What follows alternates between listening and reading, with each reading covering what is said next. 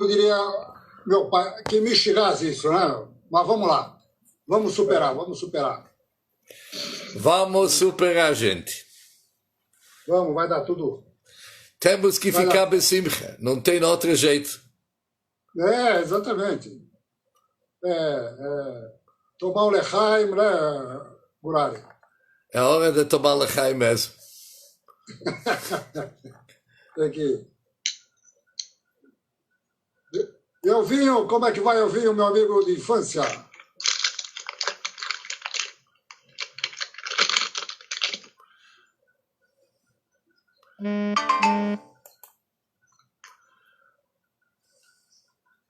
Eu sou... Tudo bem, Osmar? Tudo bem? Acho que você está com o som, você tá desligado. E depois, quando o Rabino começar a falar, ele vai desligar todos os sons. Não, agora eu vi. Alberto, você com 60 com cara de 30, Alberto. Eu fiz 70 e dia 29 vou tomar vacina. Eu sei disso. Você tem a ideia do Mauro, cara. Você acha que eu sei? Exatamente. Se não antecipar, vou pedir para o Covas antecipar um pouquinho. Agora, de repente, todo mundo está se declarando com a idade avançada. Quem tem 80 anos é um grande mérito. Todo mundo quer ter mais de 70, né, Rabiro? Exatamente. Cara jovem, 70 anos, cara. Vamos lá. Indo à palestra. Viu, ABC? Viu? O Covas, eu até brinquei que o Covas deve ser Yehudi, porque ele decretou lá os feriados todos na semana de Pesach. Pronto, agora está Machaia. Não precisa se preocupar tanto. Ai, na semana.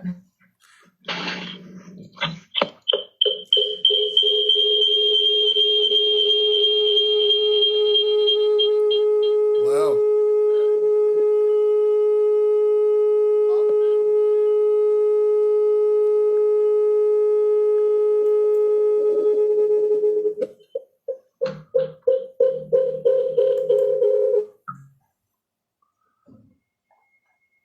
Ok, como está agora? Vocês estão me ouvindo? Rabino, boa noite. Boa noite. Ouço. Oh.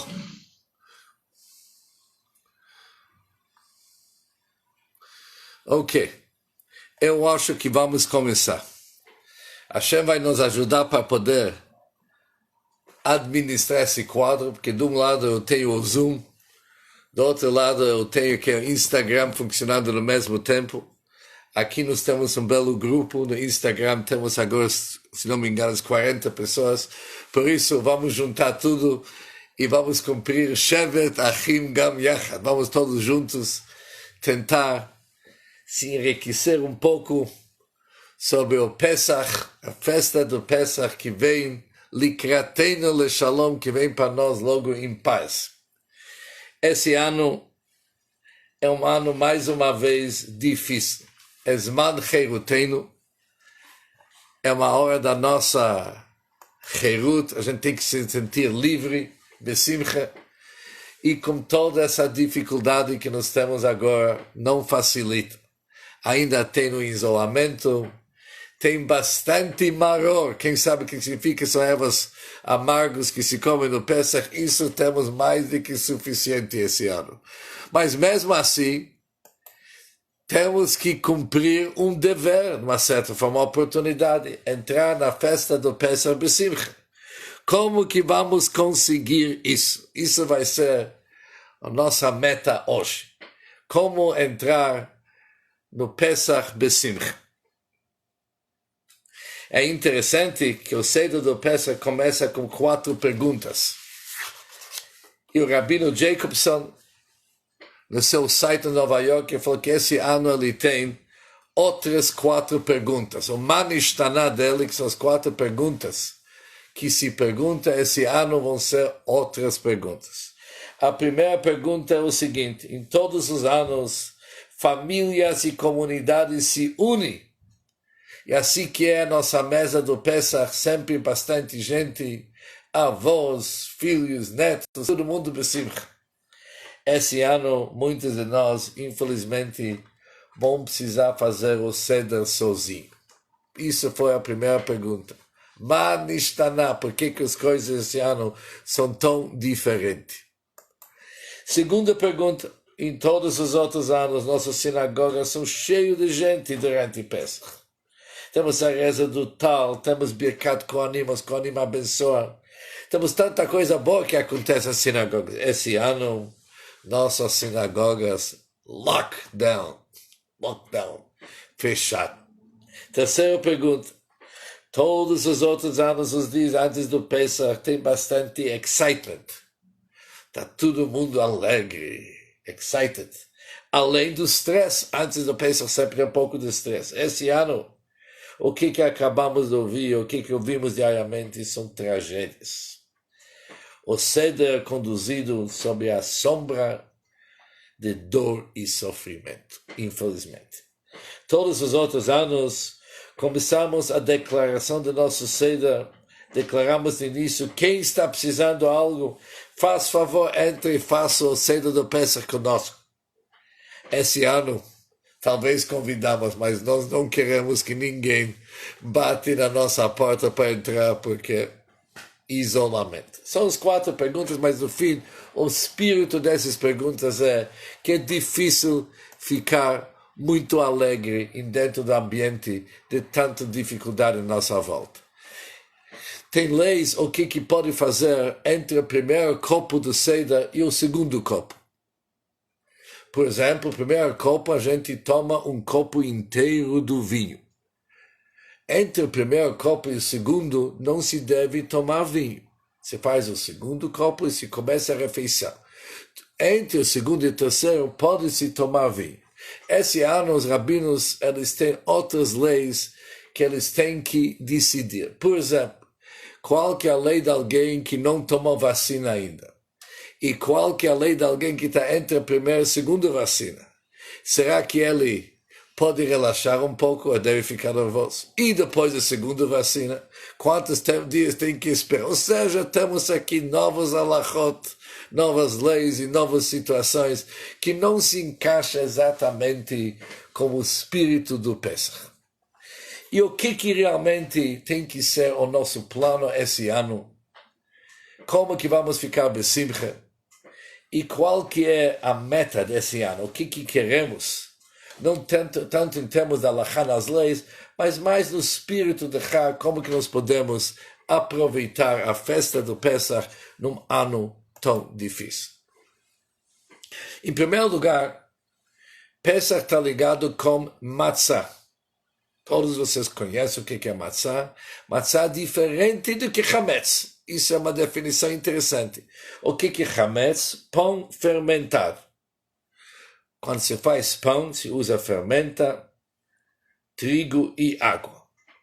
Se deixa 18 minutos trigo com água, ela começa a subir, ela se enche com ar e aquilo vira chametz. Aquilo é proibido não somente de comer Pesach, nós não podemos ter pão fermentado ou tudo que foi fermentado na nossa casa. Por isso, antes do Pesach, temos que realmente desfazer de tudo que está ligado com chametz. A gente procura em todos os cantos da casa. Deus nos livre para uma migalha, um grão de chametz encontrar nas nossas casas durante o Pesach.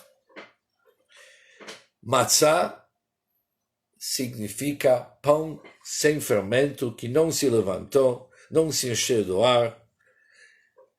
Algo que representa, conforme vamos logo ver, simplicidade e humildade.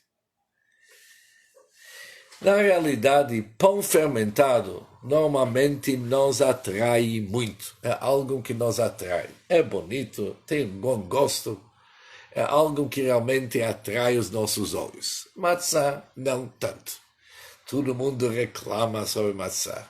E cada ano se pergunta, matzah esse ano foi pior do que o ano passado. Matzah, diz o Even Ezra, era uma comida que antigamente se deram para escravos. Que as pessoas comem, logo eles sentem que eles comeram, se enchem com aquilo e depois de uma meia hora já estão com fome de novo. Era uma comida que ia dar para escravos para sofrer. Por isso é chamada na nossa Haggadah pão da miséria, pão dos escravos. Mas, quando olhamos bem a diferença entre chametz e matzah, devemos ver o seguinte. Pão é nada mais do que matzah que aparece melhor, nos engana e nos atrai mais. Mas é o mesmo, quase os mesmos ingredientes como a matzah. Devemos saber que, infelizmente, a gente se tornou escravos para assuntos não necessários, assuntos de luxo. Fomos muito pelos aparências, a gente ficou viciado nos assuntos que realmente não são fundamentais na nossa vida. Assim diz o Rabino Jacobson dos Estados Unidos. Ele diz o seguinte, antes do Pesach, devemos ver que nós não temos nada de chametz. O que é chametz? O que é pão fermentado? É quando alguém se torna um escravo para assuntos desnecessários. Luxo. A gente se torna escravos não para as necessidades da vida, mas para aquilo que é extra, é demais, desnecessário. Nós nunca encontramos alguém que é viciado para água. Já viu alguém que está viciado em beber água? Nós não conhecemos. Já viu alguém que está viciado em comer brócolis? Também não. Apesar que o brócolis é muito saudável, mas ninguém é viciado. Mas as pessoas estão viciadas para outros assuntos. Assuntos desnecessários, até assuntos ruins para nós. Ninguém está viciado em ficar junto com seus filhos contando uma história. Eu falo, eu tenho um vício antes de meus filhos ir dormir, ou dedica tempo para eles. Isso não se chama um vício, isso é uma boa conduta. Vício significa que uma pessoa se torna um escravo para aquilo que realmente é desnecessário. Aqueles que lembram nos anos 60, quando houve a época dos Beatles. Os Beatles, a música mais famosa deles é o seguinte: as melhores coisas na vida são de graça. Mas aquilo vamos deixar para os pássaros, para eles aproveitar. Pássaros e abelhas. Apesar que é de graça, não é para nós. Nós procuramos aquilo que a gente começa a se tornar viciados. Aqueles que aparecem bem. Desejamos aquilo que é desnecessário. Chocolate. Isso é um vício. Mas quando chega antes do Pesach, começamos a se procurar realmente como que está a nossa vida. Será que nós somos viciados ou não? Agora, nós não precisamos ir longe. Todos nós hoje sabemos do vício dos smartphones. Isso é o exemplo que se dá em todos os sites do Pesach.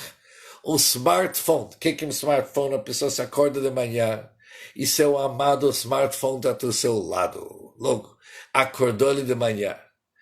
Ele sente tanto afinidade com o smartphone dele que logo ele levanta o smartphone e quase que dá um beijo para ele. Em vez de ele agradecer a Deus pela vida que lhe deu, ele logo abre o smartphone e ele está querendo saber o que aconteceu durante as últimas horas.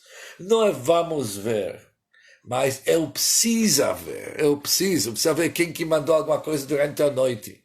Depois para descobrir que o mundo é igual como que ele deixou ele a noite antes. Algumas besteiras durante a noite, mas nada que realmente valeu aquela atenção. Isso é o que se chama um vício.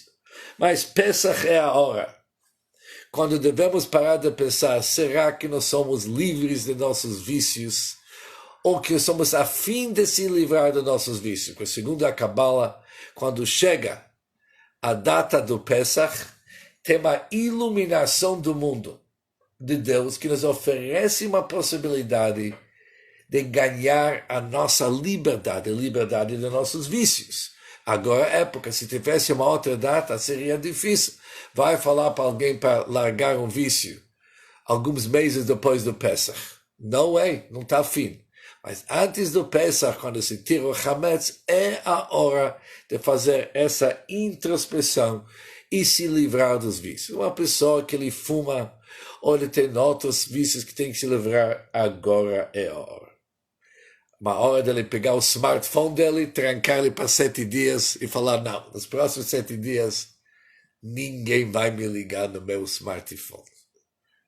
E assim diante, é assim que normalmente se entende que a entrada do Pesach é a hora de se livrar de todos os amarras e todos os hábitos ruins, atitudes negativas e todos os sentimentos ruins. É uma hora de fazer uma limpeza geral. Tirar o pão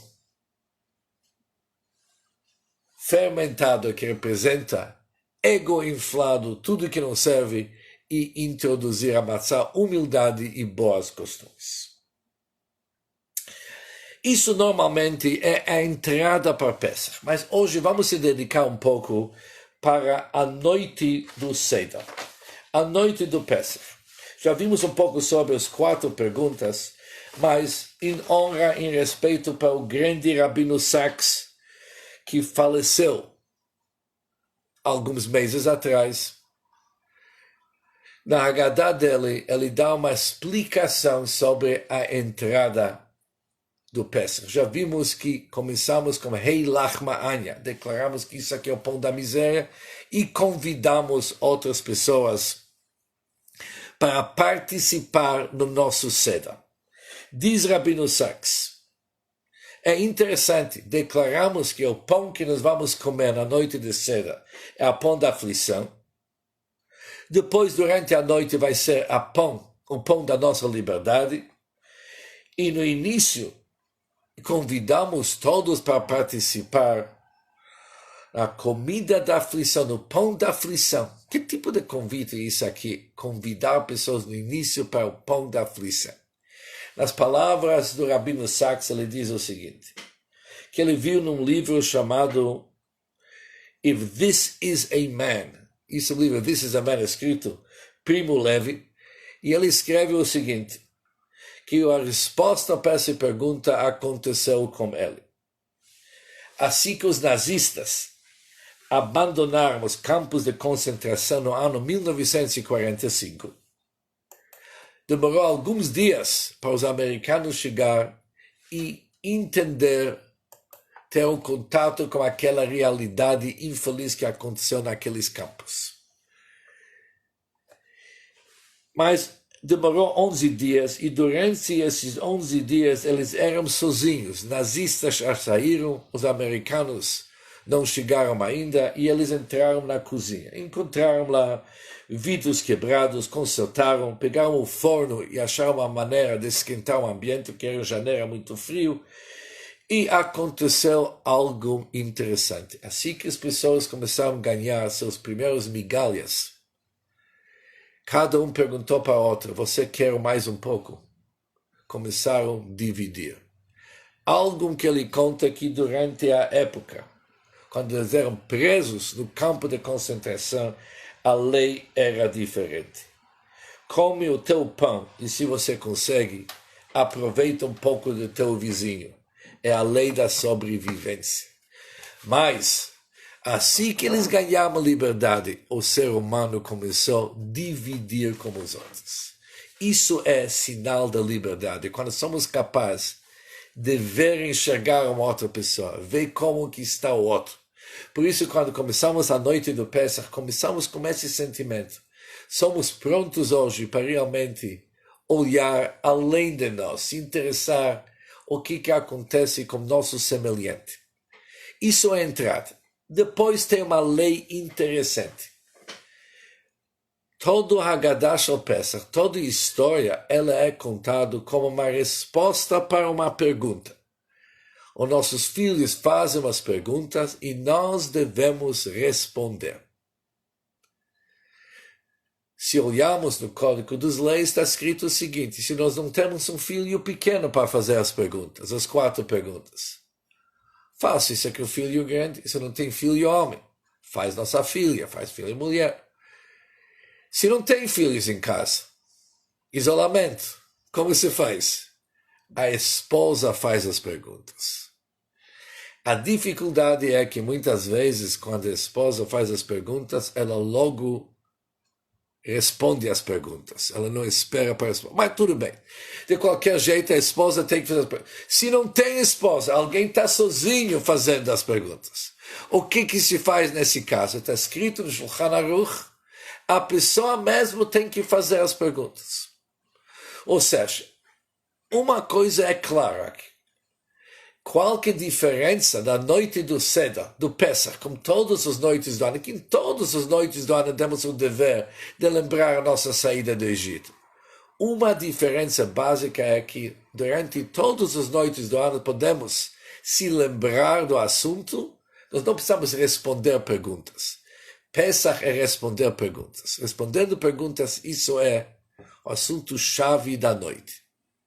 Além disso, o assunto é tão importante que dedicamos isso aqui à nossa educação. Educação nessa noite é super importante, conforme nós conhecemos o assunto que vem logo da Haggadah Shel Pesach, os 4 filhos. Todos nós sabemos que após de iniciar a história do Pesach, já temos alguém que fez as perguntas, independente de quais que vão ser as perguntas que vimos antes, ou as perguntas tradicionais que a gente faz todos os anos, talvez todas as perguntas. Começamos a falar que existe no nosso mundo um filho inteligente, um filho perverso, um que é muito simples e um outro filho que nem sabe fazer perguntas. E para cada um deles, a Haggadah nos ensina como que deve ser nosso approach de ensinar. Alguém tem um filho inteligente? Já que a pergunta vai ser uma pergunta inteligente e detalhada, não adianta dar para ele uma resposta de uma linha só. Devemos se prolongar e realmente entender bem a pergunta para poder oferecer uma resposta de altura. Se alguém tem um filho perverso, filho ruim, apesar que nenhum filho deveria ser ruim, mas se alguém tem um filho que é rebelde, devemos saber como responder. Vamos ainda ver daqui a pouco qual que vai ser a resposta. Mas merece um outro tipo de resposta. Um filho que ele é simples, ele é muito prático, não tem muita profundidade. Devemos responder uma resposta curta, mas objetiva. Tem um filho que não sabe nem fazer uma pergunta, ele está sentado lá, não sabe abrir a boca, nem perguntar, ele sabe. Aqui, nós devemos ensiná-lo como perguntar para depois responder. De qualquer maneira, perguntas e respostas. Se não tem quem faz a pergunta, somos nós que vamos fazer as perguntas. Quando olhamos essa forma de relatar uma história, ela é bem diferente daquilo que o mundo moderno é acostumado. Hoje, como nas últimas gerações, a ideia era, de várias culturas, que o pai ou professor, ele tem que instruir, ele tem que guiar, tem que dar uma ordem.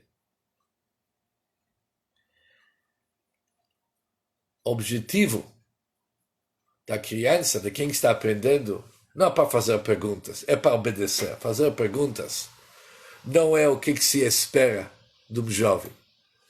Obedece e segue aquilo que você ouviu. Não questiona. Tem aquele provérbio inglês bem antigo, crianças devem ser vistos, mas não ouvidos. Nós não precisamos ouvir o que as crianças têm que fazer, eles têm que ficar calados e obedecer. Todos nós sabemos que o grande Sócrates, que ele dedicou sua vida de ensinar, e ele sempre pediu, até provocou as pessoas para fazer umas perguntas, ele foi condenado pelos cidadãos de Atenas, que ele está corrompendo os jovens com essa ideia de poder fazer perguntas. Mas é interessante que no judaísmo é bem ao contrário. É uma obrigação religiosa pela Torá de ensinar nossos filhos para fazer perguntas, assim que eles vão crescer. As nossas crianças, os nossos jovens têm que aprender como questionar, como fazer perguntas. A nossa religião é baseada sobre perguntas. Se olharmos na própria Bíblia, Abraham Avinu fala para Deus, será que o juiz do universo inteiro não vai fazer justiça? Abraham Avinu faz uma pergunta para Deus. O Moisés, antes da saída do Egito, ele fala para Deus, e como você, Deus, trouxe tanto dificuldade para o teu povo? Jeremias fala por que as pessoas ruins estão tendo uma vida tão próspera. Por que todas as pessoas que abandonaram a fé, eles vivem uma vida tão confortável? Perguntas do Jeremias, todos com perguntas. O livro do Jó é um livro cheio de perguntas para Deus. Com uma pergunta tão famosa, por que as pessoas justas sofrem? Pergunta do Jó, o que Deus responde? Mais 4 capítulos com perguntas. Fala para Jó, me diga o seguinte, você me fez perguntas? Saiba o seguinte, você não tem esse direito. Onde que você estava quando eu construí a terra? Quando eu criei tudo? Será que você fez parte da diretoria? Você por acaso me ajudou? Depois Deus faz várias outras perguntas para Jó. Fala para ele o seguinte, você acha que você é capaz de ter uma conversa como Leviatã? Leviatã é aquele peixe enorme. E depois você vai pedir para Leviatã ser teu escravo? Ou seja, você é muito limitado. O que estão fazendo perguntas? E quando olhamos no Jó, Deus fala para Jó, seja homem. E responde quando eu te pergunto. Você tinha toda essa coragem para me fazer perguntas, agora responde as minhas. A nossa religião é uma religião de perguntas e respostas. Quem estuda uma yeshiva sabe que quando alguém faz uma boa pergunta, ele recebe muito elogio. Oh, isso foi uma pergunta boa. Isso é realmente o que motiva os alunos para estudar. De qualquer maneira, Isador Rabi é uma pessoa com Nobel Prize in Physics. Uma vez perguntaram para ele como se tornou um cientista. E ele respondeu, foi minha mãe que me ajudou a me tornar uma cientista, eu nem sabia. Cada criança ia voltar para a escola e os pais iam perguntar o que você aprendeu hoje. Minha mãe ia falar para mim, me diga, você fez uma boa pergunta hoje? Como que foi teu dia? Você fez uma boa pergunta? Nós somos pessoas que queremos despertar em todos fazer uma pergunta. Agora vem palavras do Rabino Sacks sobre Pesach que eu achei fundamental. Judaísmo não é uma religião somente da obediência cega. Você tem que obedecer de uma forma cega. É uma religião de 613 mandamentos, ordens. Mas interessante, a palavra obedecer, ela não existe em hebraico. Não existe uma palavra em hebraico obedecer. Quando começaram em Israel a falar não Lashon HaKodesh, a língua sagrada, mas se mudou para hebraico, começaram a pensar o que nós vamos fazer, uma língua sem obedecer. No exército a palavra obedecer é fundamental. Eles pegaram a palavra aramaico, que é letzavot tzivui, e introduziram na língua hebraica, mas não é uma palavra originalmente hebraico, porque ela não existe em hebraico obedecer. Por quê? Temos uma palavra Shema, Shema Israel, ouve Israel. Mas a palavra Shema em hebraico tem várias explicações. Escuta, ouve, entende, internaliza, responde, presta atenção. Tudo isso aqui é Shema, mas não obedece. O que Deus espera de nós? Para internalizar, se integrar nos mandamentos da Torá, aceitá-los de boa vontade.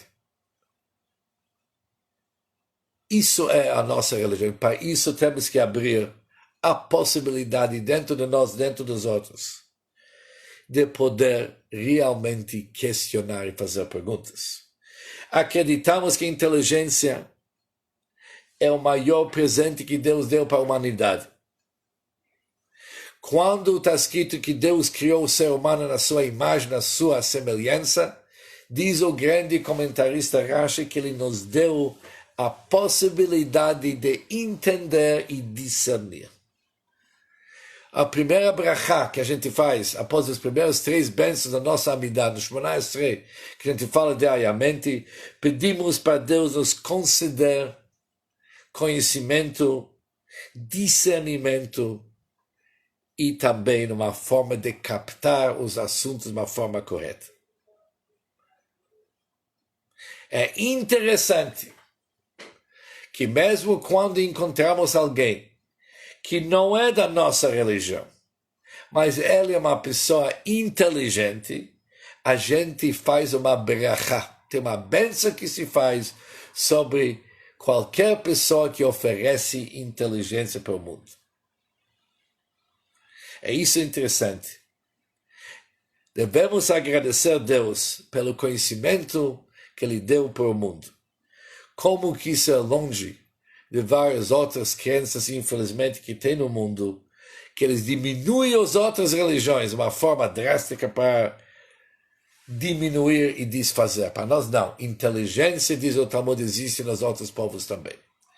De qualquer maneira, o que importa para nós? Saímos um pouco dos nossos assuntos, 4 perguntas do Manishtaná e depois as respostas para os 4 filhos é para realmente seguir o conceito da nossa liberdade. Por quê? Liberdade significa liberdade da nossa mente, não somente do nosso corpo. Aqueles que têm confiança em sua fé, eles não têm medo de responder perguntas. Somente aqueles que não têm confiança, que eles mesmos estão cheios de dúvidas, estão com medo de enfrentar uma pergunta. Mas aqui a questão das perguntas é muito mais profunda.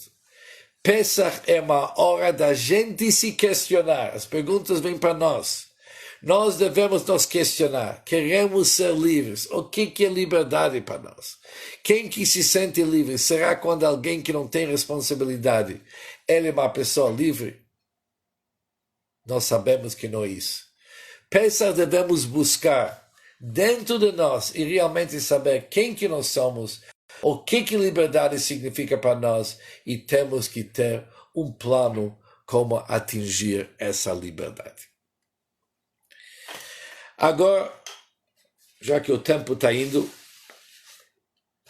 todos vocês conhecem que durante a noite do Seder existem 15 itens. Seder significa uma ordem. O que é uma ordem? Tem tanta coisa que acontece na noite do Seder. Se nós não temos um plano, um bom plano para seguir, a gente pode se bagunçar. Agora, bagunça não é se alguém vai comer a carne antes de Yoichi Knedlach ou antes do peixe. Isso não é fim do mundo. O grande problema é se alguém não vai saber quando tomar os 4 copos de vinho, quando alguém não vai comer a matzá na hora certa, por isso tem um manual de instruções. E eles são aqueles 15 itens que provavelmente vocês todos conhecem, que é Kadesh, Urchas, Karpas, Yachas, assim diante. Hoje, o que nós vamos fazer durante os próximos 25 minutos? Vamos passar esses 15 itens rápido, mas no espírito da alegria do coronavírus. Como ficar alegre? O que são esses 15 itens nos dias atuais? O primeiro assunto é Kadesh. Isso é número 1 dos 15. O que é Kadesh? Fazer Kiddush. Levantamos o copo e santificamos o dia. Agradecemos Deus por o dia e isso se chama Kadesh. Kadesh também vem da palavra Kiddushah, santidade. Nessa hora, devemos convidar santidade para entrar na nossa vida. Convidar santidade. Cada um de nós deve designar um espaço em sua psique, em seu psique, um lugar nobre, digno, que ainda não foi prejudicado pelo todas as dificuldades do nosso dia a dia. Um lugar sagrado mesmo, criar um espaço onde que tem pureza, inocência e sagrado. Vamos usar a palavra sagrado. Devemos voltar para a nossa essência, uma essência que é pura. Um lugar na nossa alma onde que o coronavírus não pode destruir. Cada um pode criar um espaço assim, fora do problema. Vamos criar um espaço nesse Kadesh, nesse Kiddush, um lugar sagrado, onde que vamos designar esse espaço para a noite de hoje, onde vamos trabalhar nesse novo espaço e se livrar, se afastar de todas essas preocupações, tristezas que nós temos dos dias que precederam Pesach. É um novo espaço. Aqui que criamos o passo, isso se chama Kadesh. Kiddushá, santidade, espaço de santidade. Em seguida é Urchatz. Urchatz significa lavar nossas mãos. Isso hoje não é difícil. Se nós vamos perguntar para cada um de nós quantas vezes por dia lavamos nossas mãos, eu acho que o número certo seria 18, entre 18 e 24. Cada meia hora encontramos outro motivo para passar álcool gel, sabão.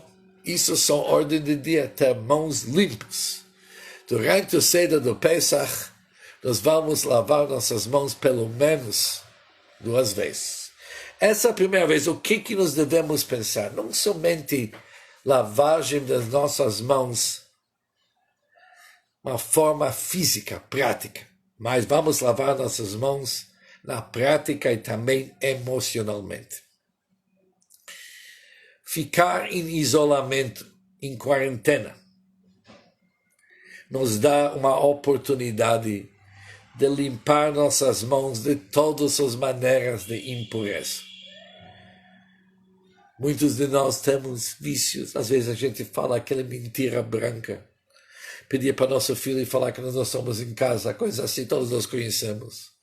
Mas é mentira. Enganar. Vícios que nos destrói. Tudo isso aqui significa, na linguagem da Kabbalah, mãos impuras. Vamos fazer uma decisão que nós estamos lavando nossas mãos. Não, agora não. Todos esses condutos longe de nós. Mãos puras agora, para o Seder. Em seguida, vem o terceiro item, é carpas. O que é carpas? Pegamos uma verdura, um legume, e mergulhamos ele em água com sal. O que é água com sal? O que representa? Verduras ou legumes representam o nosso corpo, segundo a Kabbalah. Cresce próximo à terra, corpo. Adamá. Boré pri Adamá. Adamá significa terra. Adam, o corpo, representa terra. Devemos pegar e se mergulhar nas águas da sabedoria. Linguagem do Maimônides. Água é águas da sabedoria. Devemos mergulhar o nosso corpo nas águas da sabedoria.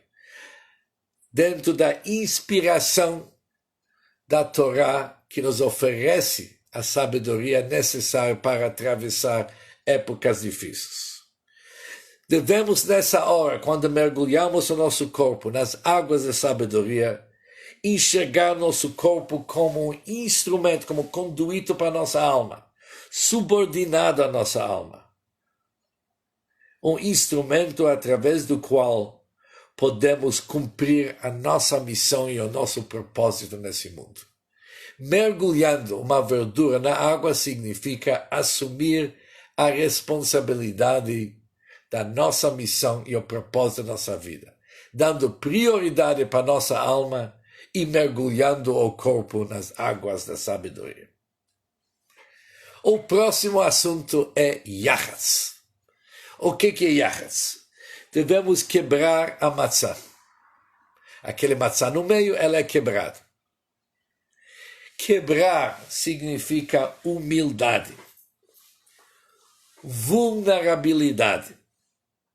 Isso é o quarto passo dos nossos 15 passos. Nessa hora, uma pessoa tem que desfazer do seu ego inflado, desse show de grandeza, de força que nós somos acostumados para mostrar.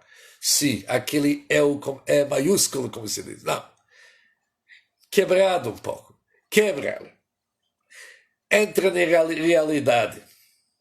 Durante o cedo do Pesach, se permite mostrar a tua fraqueza. Mostrar para você. Entra em contato com tua própria vulnerabilidade, com tua fraqueza. Não nega. Não se faz mais forte daquilo que você é. Isso significa quebrar a matzá.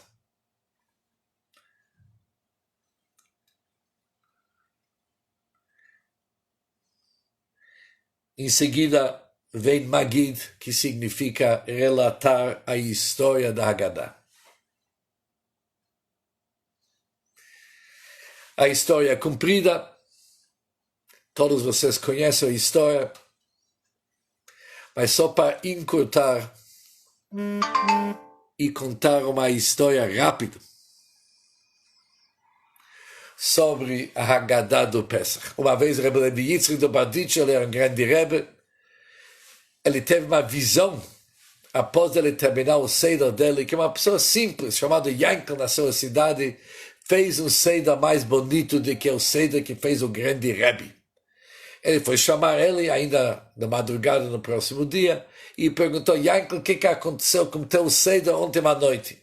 E o Yankel falou para o Rebbe, o negócio é o seguinte, eu sou uma pessoa simples, trabalhei tanto na véspera do Pesach, que quando chegou a noite, eu não tinha mínimo condições de fazer o Seder. Falei para meu esposo, você sabe, deixa eu cochilar um pouco, uma hora assim, depois a gente se acorda, vamos fazer o Seder. E eu fui dormir, minha esposa também foi dormir do lado. Eu me acordei, já era 4 horas da madrugada. Eu acordei, nós perdemos o Seder, vamos fazer o Seder rápido. Mas não tinha tempo para fazer tudo. Eu enchi 4 copos, bebi uma atrás da outra, comi uma quantidade enorme de matzá e falei para Deus o seguinte, olha Deus, eu não vou conseguir fazer o Seder de uma forma organizada, como Seder, organização. Mas saiba o seguinte, vamos falar rápido e direto no assunto. Os judeus sofreram demais no Egito. Nem acreditaram que eles vão ser salvos um dia. Você mostrou grandes milagres e você tirou teu povo com a mão estendida com grandes milagres. E por que está demorando tanto agora? Faz o mesmo assunto de novo, mostra alguns milagres, tira a gente dessa miséria e acabou. O que tem tanto para falar, contar a história? Vamos direto no assunto. Eu falei com tanta emoção, que eu comecei a chorar, falei para Deus, olha, o que se quer das pessoas, eles não aguentam mais. E em seguida foi dormir de novo. O Rebbe Levi falou para ele, olha, quero te falar, teu Seder, Deus gostou demais. Você conseguiu muito mais daquele que nós conseguimos se prolongando. Agora, obviamente é uma história comprida que faz parte do Magid, mas é importante realmente sentir o que nós queremos. Queremos que Deus nos tire individualmente das nossas dificuldades, dos nossos amargos.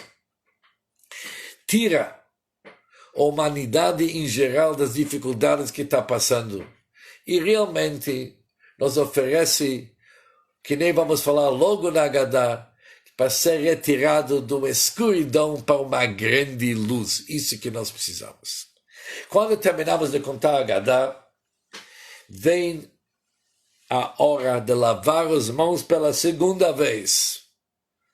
Provavelmente lavamos nossas mãos algumas vezes durante o Seder, antes com álcool e gel, mas de qualquer jeito, lavar as mãos com água, agora a segunda vez, antes de comer matzá.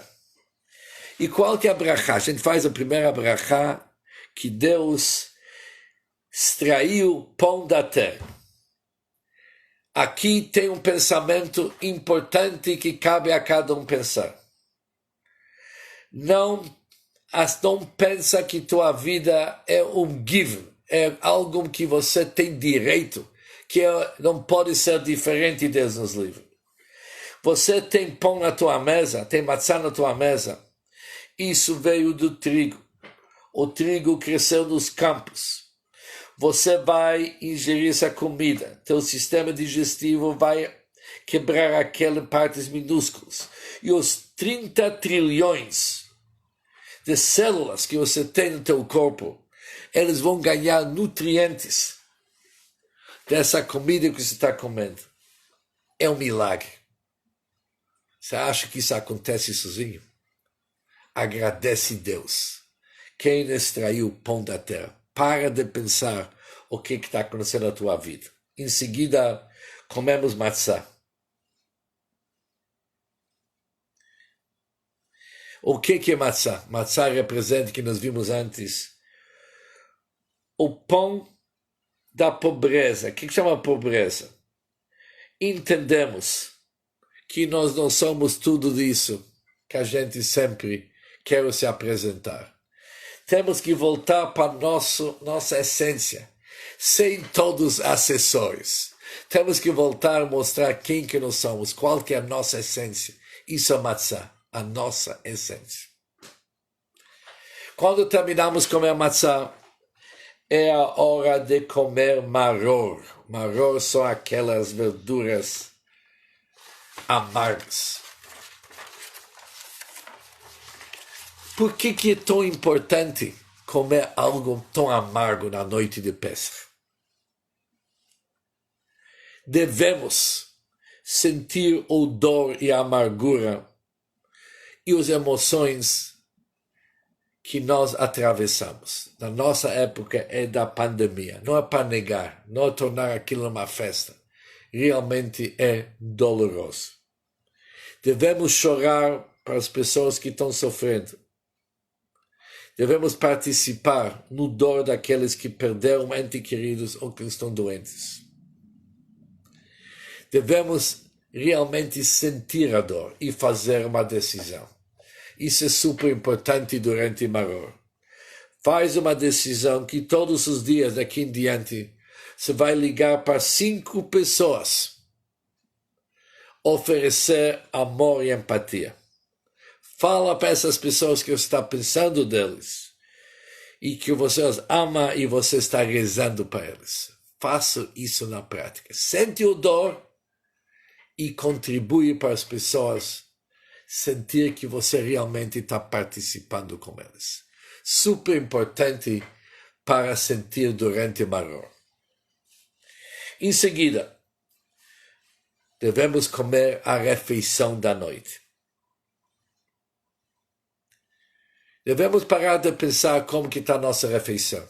Não é com toda essa companhia que a gente gostaria de ter. Mas, pelo jeito, Deus está esperando de nós algo que devemos conseguir quando nós somos sozinhos em casa. Muitos de nós devem se perguntar, estou sozinho aqui com minha esposa. Será que eu não devo investir um pouco mais no meu casamento? Quem está com os filhos, vendo somente seus filhos, não tem todos aqueles visitas.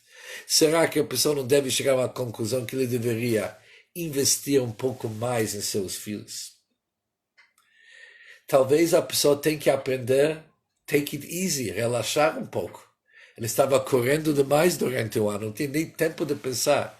Agora, trancado em casa, ele ganhou uma possibilidade de pensar.